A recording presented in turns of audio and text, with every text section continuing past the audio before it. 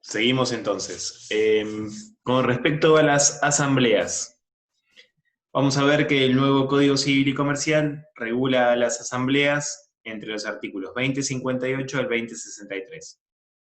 En cuanto a las facultades que éstas tienen, con relación a las cuestiones que pueden definir, no pueden definir, cuáles son el mínimo para poder sesionar, cómo están compuestas las mayorías, qué libros tienen que tener las asambleas y demás. Con respecto a las mayorías, a diferencia del Código Civil anterior, que hablaba de que se necesitaba la totalidad de los propietarios, que era algo bastante improbable e imposible de conseguir, este nuevo código establece que las mayorías, ¿sí? Se consideran 2/3 del total de los propietarios. Es decir, por ejemplo, necesitamos modificar el reglamento, necesitamos, en vez de la totalidad de los propietarios, las 2/3 partes, que esto sería la nueva mayoría. En cuanto al artículo 2056, ¿sí? Establece que debe contener este reglamento la mayoría necesaria para modificar, esto en caso de que, como les había dicho también anteriormente, entre en juego la autonomía de la voluntad de las partes cuando fijan el reglamento. Este artículo 2057 fija el piso a las 2/3 partes, ese es el mínimo que sí o sí tiene que tener. Si por algún motivo, razón o circunstancia todos los copropietarios se ponen de acuerdo y quieren que para modificar el reglamento tienen que estar de acuerdo todos los propietarios, porque por ejemplo es una unidad funcional de 3 departamentos en vez de 30, es más sencillo quizás conseguir los 3 dueños que en vez de 30 copropietarios, pueden, pero mínimamente las 2/3 partes es lo que establece nuestro código. A su vez, el artículo 2060 establece que para las decisiones que se tomen por asamblea no se exige una mayoría especial, ¿sí? La transcripción del artículo 2060 establece que las decisiones de la asamblea se adoptan por mayoría absoluta computada sobre la totalidad de los propietarios de las unidades funcionales y se forma con la doble exigencia de número de unidades y partes proporcionales indivisas. ¿Esto qué significa? Que la mayoría absoluta se calcula, por un lado, por el total de los propietarios, ¿sí? Lo mismo, si son 3 dueños, 2 de 3.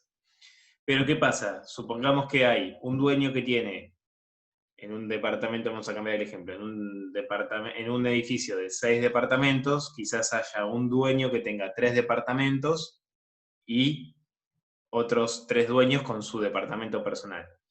¿Qué pasa? La decisión que tome el que tiene los 3 departamentos a su nombre, en, en cuanto al porcentaje que éste tiene sobre el total, no le permite decidir por sí solo. Necesita esa doble exigencia, o sea, necesita tener no solo en porcentaje las 2/3 partes, sino también en el número de propietarios.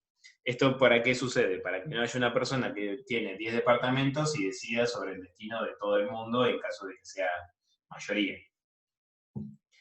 Y el mismo código establece que, bueno, que esta modificación, a diferencia del código de Vélez, esta nueva doble mayoría antes no se requería. Bien. Esto también es importante y lo señalo acá, que la mayoría de los presentes puede proponer decisiones, las que deben comunicarse por medio fehaciente a los propietarios ausentes y se tienen por aprobadas a los 15 días de notificados, excepto que se opongan. Y esto también lo destaco porque no sé si alguno vive en un departamento, vivió en un departamento o tuvo la posibilidad de asistir a una asamblea. Normalmente a las asambleas no van todos los dueños, no van todos los propietarios, sino que va un número reducido. Supongamos, en un departamento, en un edificio de 30 departamentos, quizás van 10, ¿sí? Esos 10 que van a la asamblea, si la asamblea fue citada dentro de los plazos establecidos por el reglamento, si se notificó en lugares públicos del edificio, no sé, en el ascensor, en la puerta de entrada y demás, esa decisión que tomen estos 10 propietarios tiene efectos sobre todos, hayan o no hayan ido. supongamos que estos 10 propietarios deciden que se tiene que poner cámara de seguridad en el edificio y la cámara sale 50.000 pesos, todos los propietarios tienen que poner su proporcional de acuerdo al porcentaje que tengan de ese edificio. Por más de que los otros 20 no hayan ido, igualmente tienen que cumplir con lo que dicen estos 10. Por eso es importante asistir a las asambleas. ¿Por qué? Porque de ahí se van a definir un montón de cuestiones, un montón de gastos que quizás si uno participa las puede evitar o puede dar su opinión. Y encima el código establece que si vos no te oponés, ¿sí? Si vos no te oponés, ese silencio es una adhesión tácita a lo que salió en la asamblea. O sea, si vos no presentás por escrito ante el administrador una queja o alguna otra cuestión que pueda llegar a surgir sobre lo que se decidió, se entiende como que estás de acuerdo con lo que se haya establecido. Y las asambleas también tienen un rol muy importante, que es la elección del administrador. El administrador también está regulado en el artículo 2065 a 2067. Es, digamos, el representante legal del consorcio, es el que va a realizar los trámites en nombre y representación de todos, ¿sí? Abre la cuenta en el banco, paga los impuestos y servicios, le paga el sueldo al empleado que tenga el edificio, se encarga de las reparaciones en los espacios comunes, etc. El código establece que puede ser removido sin expresión de causa, es decir, se junta una asamblea, se juntan los copropietarios, deciden removerlo. El administrador tiene que entregar la documentación, presentar la rendición de cuentas, se aprueba o no se aprueba esa rendición de cuentas, y se acabó la historia. No hay ningún tipo de obligación laboral por el administrador. Es decir, cuando se va no tiene derecho a reclamar nada, puede ser removido sin expresión de causa.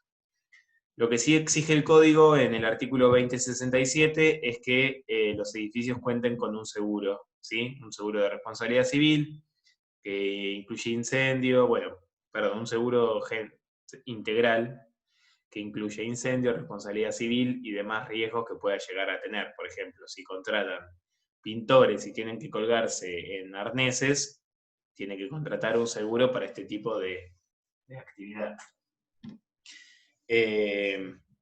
Y hay otras cuestiones que también surgen del administrador, ¿sí? No solo es cobrar las expensas, informar, dar un detalle mensual de los gastos que se hayan hecho y demás, sino que también surge en cuanto a la duración del mandato, cuando se hace un nuevo reglamento, cuando el consorcio es muy nuevo. Normalmente las empresas que construyen designan a un administrador que suele ser una persona de confianza de ellos. Cuando la empresa vende los departamentos, los nuevos dueños, los nuevos copropietarios, pueden llamar a una asamblea y esta nueva asamblea simplemente lo remueve o lo deja. Esta es una cuestión que estableció el nuevo Código Civil y Comercial, que permite que la primera asamblea que convoque ratifique al administrador que designó la empresa constructora o elija uno nuevo. Bien, siguiendo y avanzando con la asamblea, ¿sí? Bueno, esto específicamente, vamos a ver que la asamblea puede elegir un consejo de administración, un consejo de propietarios, perdón. Esta es otra figura que se encuentra dentro del reglamento. El consejo de propietarios es un órgano más personal, entre comillas, porque son los mismos propietarios del edificio, es decir, todos los dueños eligen a un consejo, que pueden ser 1, 2 o 3, dependiendo de la cantidad de unidades funcionales, que va a ser, digamos, no solo el nexo con el administrador, sino que también se va a encargar de algunas otras cuestiones que puedan ir surgiendo. Por ejemplo, puede convocar a asamblea y redactar el orden del día si el administrador no lo hace, controla los aspectos económicos y financieros del consorcio, autoriza al administrador para disponer fondos de reserva ante gastos imprevistos y mayores a los ordinarios, En caso que el administrador renuncie, se encarga el Consejo de Administración de representarlo, convoca a la asamblea para designar al nuevo administrador. Y esto también es muy importante, el Consejo no sustituye al administrador, ni tampoco puede cumplir sus obligaciones. Es decir, se tiene que designar un administrador y tiene que haber un consejo de propietarios que se encargue de controlar la actuación del administrador. Esto también se destaca. Bien. Últimos temas también relacionados con propiedad horizontal. Primero, certificado de deuda y ejecución de expensas. Ustedes saben que hay situaciones que se dan en los consorcios, que quizás ahora con esta situación que estamos viviendo son más comunes, que es el atraso en el pago de las expensas. El código establece que el administrador puede emitir un certificado de deuda, ¿sí? Es decir, puede certificar cuál es la deuda que se debe a la fecha, y ese certificado de deuda, el Código Civil le da el carácter de título ejecutivo. Es decir, que el administrador contrata un abogado, emite un certificado de deuda, y con ese certificado de deuda el abogado puede iniciarle un reclamo judicial al dueño del departamento. ¿Para qué? Para que pague las expensas. Si este si este dueño no paga las expensas, el consorcio, o sea, el administrador en representación del consorcio, puede hasta ejecutarle el departamento para el cobro de expensas, y el remanente se lo depositará judicialmente, o si se presenta, se lo entregarán. Pero en principio este certificado tiene esa fuerza de título ejecutivo y tiene ese peso legal que permite al administrador reclamar lo que se debe por deudas. Y esto también es importante, el artículo 2050 establece que esta intimación al pago de expensas no es solo del propietario, sino también a los poseedores por cualquier título.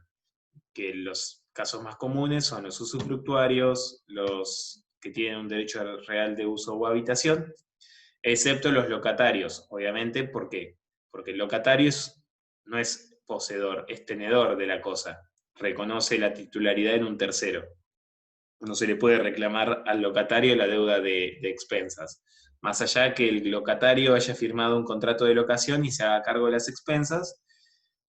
En el hipotético caso de que no se haga cargo de las expensas y la pague el dueño, el administrador no puede reclamárselas al inquilino, sino que se las tiene que reclamar al dueño. También, que esto es importante y los hemos visto en la unidad 2, 3 y 4, cuando vimos donación, permuta y compraventa, el administrador tiene un deber que es emitir este certificado de libre de deuda o estado de deuda. Es decir, si el mismo propietario o un escribano o un juez o alguna autoridad administrativa le solicita al administrador que indique cuánto se debe de expensas ordinarias, de expensas extraordinarias, el administrador, con un plazo de 3 días hábiles como máximo, tiene que hacer un certificado firmado por él, en el cual establezca si debe expensas, si no debe expensas, o si se le ha iniciado un juicio para el cobro de expensas, y si tiene o no un seguro vigente el edificio. Esto es muy importante. ¿Para qué? Para que el día de mañana, cuando alguien adquiera ese inmueble, ¿sí?, sepa, tenga en cuenta que estas deudas siguen a la cosa, son obligaciones propter rem. Es decir, no se libera el propietario, ¿sí?, de la cosa con la simple venta. En realidad sí, se libera con la venta, si la otra parte la reconoce desde ya, pero el nuevo adquirente del departamento tiene que saber que previamente se debe dejar en cero, como si fuese un impuesto inmobiliario o un impuesto municipal, se tienen que pagar las expensas que se deban. Y esto sí, creo que es lo último, el registro de libros de consorcios. El Colegio de Escribanos tiene dentro de su estructura un registro que se encarga de inscribir la rúbrica de los libros de consorcio. ¿Por qué es importante esto? Como les dije anteriormente, el administrador va a tener a su cargo la guarda de los libros del consorcio. Los más comunes es que tengan un libro de asambleas y un libro de caja, el cual lleva los ingresos y los egresos. El Colegio de Escribanos creó un registro especial por el cual los escribanos, ¿sí?, a pedido de los administradores, registran, ¿sí?, en este, bueno, llamándolo registro de rúbrica, registran qué libros están vigentes. ¿Y esto por qué es importante? Porque puede ocurrir que, por ejemplo, un administrador, ¿sí?, se olvide o se vaya de un consorcio, por algún motivo renuncie o termine de mala manera su relación con los propietarios y se lleve los libros mal, de forma maliciosa, puede ocurrir. Entonces los copropietarios o el nuevo administrador va a tener que hacer una denuncia de extravío de ese libro y pedir un nuevo libro de actas. Ese libro de actas tiene que estar también registrado en este consorcio, en este registro de rúbrica. ¿Por qué? Porque si no, el administrador que se llevó el libro puede hacer una asamblea apócrifa, ¿sí?, puede realizar algún tipo de acto sobre el libro anterior y como tal motivo puede generar alguna situación que sea perjudicial para el consorcio. Entonces, lo importante es que el administrador, cuando toma un consorcio, verifique que los libros estén inscritos en este registro de rúbrica de libros. ¿Para qué? Para que el día de mañana cualquier situación que se pueda plantear, sepan que ellos tienen el libro que es válido. Bien, y esto fue el último tema relacionado con propiedad horizontal. En cuanto a lo que